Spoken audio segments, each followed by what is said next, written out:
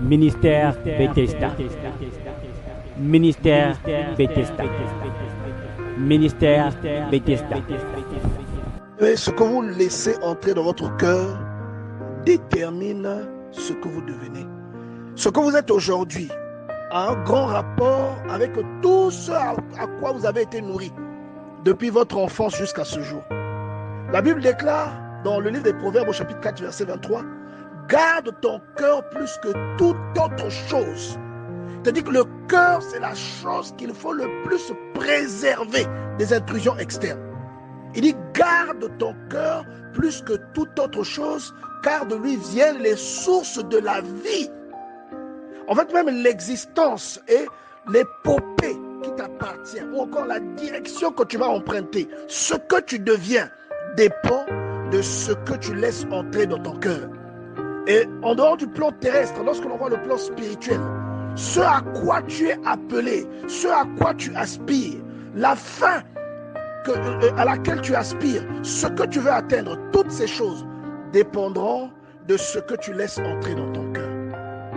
Il y a des personnes qui sont devenues nuisibles à cause de ce qu'elles ont laissé entrer dans leur cœur.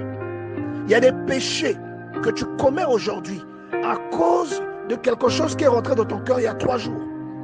Il y a des viols qui ont été commis parce que quelqu'un a regardé un film et il a laissé entrer la logique de ce film-là dans son cœur. Il y a des gens qui ont commis des péchés de la chair, dit de la chair, à cause de quelque chose qu'ils ont vu. Il y a des hommes qui ont trompé leur femme à cause d'une parole qui est entrée dans leur oreille. Ne laissez pas n'importe quelle parole entrer dans votre cœur. Il y a des paroles, d'abord la parole est une sémence. Il y a des paroles qui portent une mauvaise sémence. Et les gens qui ont trompé leur femme à cause d'une parole qui est rentrée dans leur cœur. En fait, en réalité, la parole est une sémence. Et lorsqu'une sémence est plantée dans un terrain propice, qu'est-ce que la semence fait? Elle germe. Il y a des actions que vous illustrez aujourd'hui qui sont en fait le résultat de quelque chose que vous avez entendu. C'est pourquoi bombardez-vous de choses positives qui peuvent vous booster. Bombardez-vous des choses qui emmènent la crainte de Dieu dans votre vie. Bombardez-vous, écoutez des choses qui font grandir votre foi. Parce que tout ce que vous écoutez n'a pas la même nature. Il y a des choses que vous écouterez qui vous feront faire des bonds en avant. Mais il y en a d'autres qui feront naître en vous la procrastination. Vous voyez? Il y a des péchés que tu as commis qui ont été en gestation parfois pendant 1 semaine. Des fois, c'est une image que tu avais regardée. Des fois, c'est un film immoral que tu as regardé. Il t'a poussé à commettre un péché.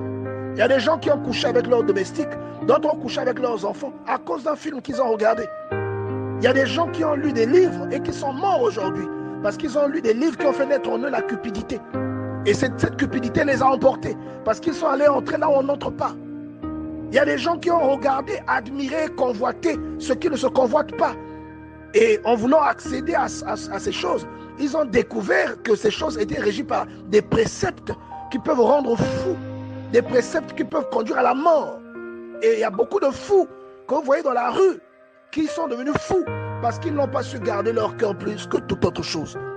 Et tous les fous ne sont pas fous à cause d'une défaillance psychiatrique. Il y a des fous qui sont devenus fous à la suite d'une expérience paranormale, à la suite d'une expérience ésotérique.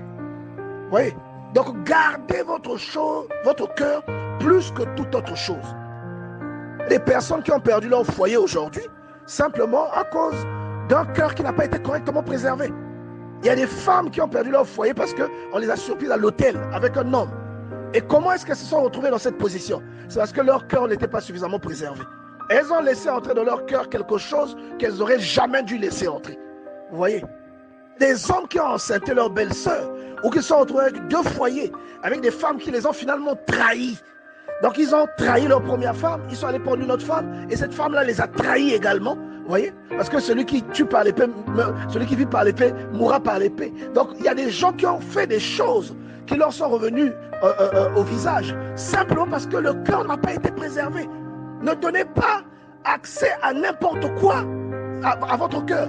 Ne permettez pas à n'importe quoi d'entrer dans votre cœur.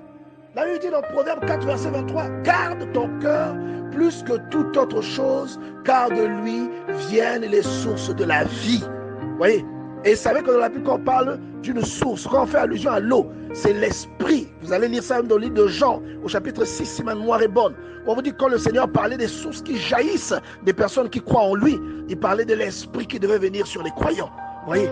Et donc, quand tu préserves ton cœur, tu garantis la communion entre Dieu et toi. Quand tu préserves ton cœur, tu garantis que Dieu sera toujours à tes côtés. Lorsque tu ne permets pas à n'importe quoi d'entrer dans ton cœur, il y a des choses que l'on vient vous dire que vous devez refuser d'écouter. Il y a des mots qu'on vient dire ou des histoires qu'on vient raconter sur quelqu'un. Dès que vous remarquez que ce n'est pas normal, arrêtez d'écouter cette histoire. Gardez votre cœur, protégez votre cœur. Ne laissez pas des paroles qui emmèneront la destruction dans votre vie venir mettre la pagaille. Il y a des paroles qu'on peut vous dire qui peuvent pousser à haïr quelqu'un. Rejetez tout de suite une telle parole. Des femmes qui sont retrouvées dans une maison en train de vêtir un cadavre tous les jours, c'est-à-dire que dans la maison, il y a un cercueil et dans ce cercueil, il y a un cadavre et il faut tous les jours nettoyer ce cadavre et lui changer de vêtements. Pourquoi? Parce que elles ont aimer quelqu'un à cause de ses possessions, sans savoir d'où la personne tenait ces possessions-là. Donc préservez votre cœur, ne laissez pas n'importe quoi entrer dans votre cœur. Il y a des gens qui sont tombés dans l'inceste parce qu'ils n'ont pas su préserver leur cœur. Vous pouvez tomber dans l'inceste, coucher avec une tante, avec une nièce, avec un cousin, avec un neveu, simplement parce que vous n'avez pas gardé votre cœur comme il se doit. Il y a des paroles qui entrent en vous ou des images qui entrent en vous qui sont des sémences. Nous avons beaucoup de prisonniers dans le corps de Christ. C'est des prisonniers. Pourquoi? Ils sont enchaînés. Enchaînés dans quoi? Dans des habitudes. Enchaînés dans quoi? Dans des addictions. Pourquoi? Parce qu'ils ont eu accès un jour à un film. Ils ont eu accès un jour à une image. Ils ont eu accès à une parole. Ils n'ont pas su préserver leur cœur de ces choses. Et aujourd'hui, ils sont prisonniers, ils ont du mal à se défaire de certaines addictions, ils ont du mal à se défaire de certaines habitudes. Lorsque vous appartenez à une communauté, il y a des personnes avec lesquelles vous animez des discussions, il y a des gens qui se confient à vous, il y a des gens qui vous racontent des choses. N'acceptez pas d'entendre tout ce que l'on vous dit. Il y a des paroles que vous devez refuser d'accepter, vous devez refuser de recevoir de la part de quelqu'un. Il y a des personnes, des amis ou encore des connaissances qui vont venir avec des paroles qui vous conduiront au péché avec ces personnes-là. Vous voyez? Préservez votre cœur. Il y a des gens qui ont trompé leur conjoint avec les meilleurs amis de ces conjoints-là parce qu'ils ont laissé ces meilleurs amis-là dire des choses qu'ils n'auraient jamais dû entendre. Il y a des discussions que vous ne pouvez pas entamer avec quelqu'un qui n'est pas votre mari. Il y a des discussions, des échanges, des mots que vous ne pouvez jamais prononcer devant une personne qui n'est pas votre conjoint. Ça va vous conduire très loin, bien-aimés. Ça va vous conduire au regret et à la prison spirituelle. Lorsque vous appartenez à une communauté, il y a des personnes avec lesquelles vous animez des discussions. Il y a des gens qui se confient à vous. Il y a des gens qui vous racontent des choses. N'acceptez pas d'entendre tout ce que l'on vous dit.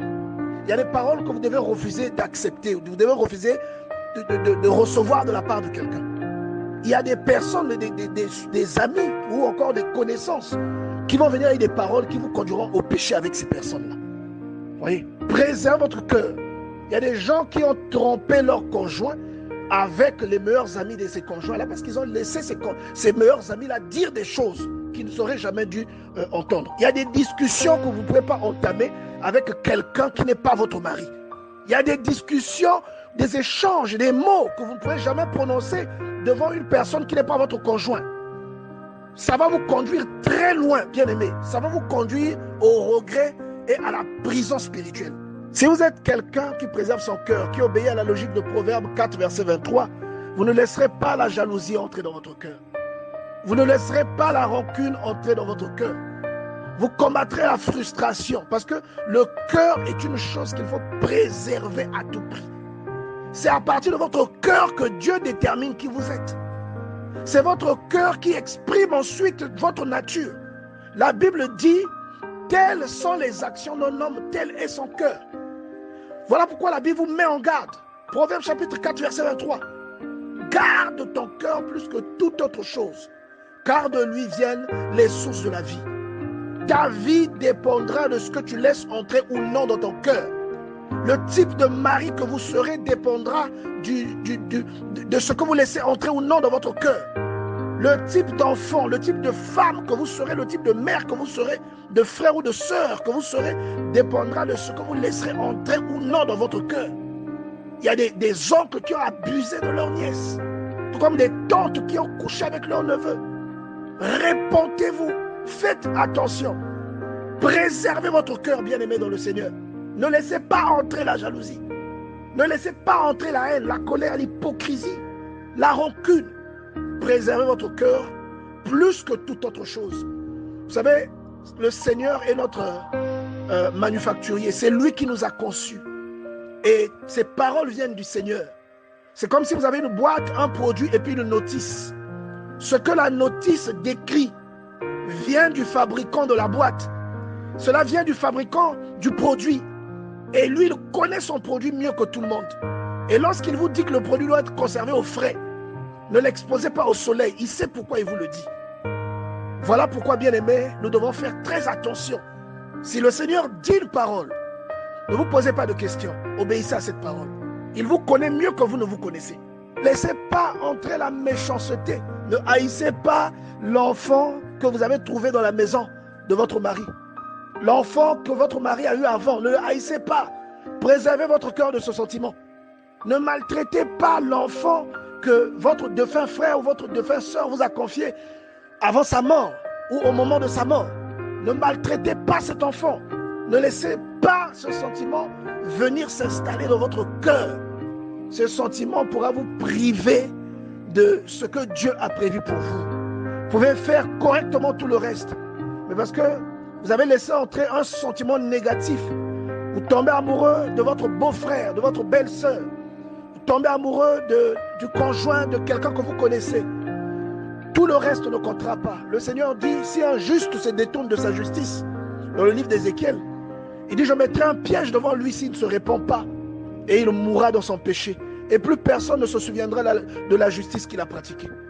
Bien-aimé, nous devons faire très attention. Préserve ton cœur. Ne laisse pas entrer n'importe quoi. Voilà pourquoi remplissez-vous de la parole de Dieu. Remplissez-vous de la parole de Dieu. Elle sera comme une ambassade, comme un poste de garde qui laisse entrer ou non certaines choses, qui viennent chercher le visa pour aller dans la direction de votre cœur. Hier, réveil spirituel, Saint-Esprit enseigne-nous, Saint-Esprit enseigne-nous.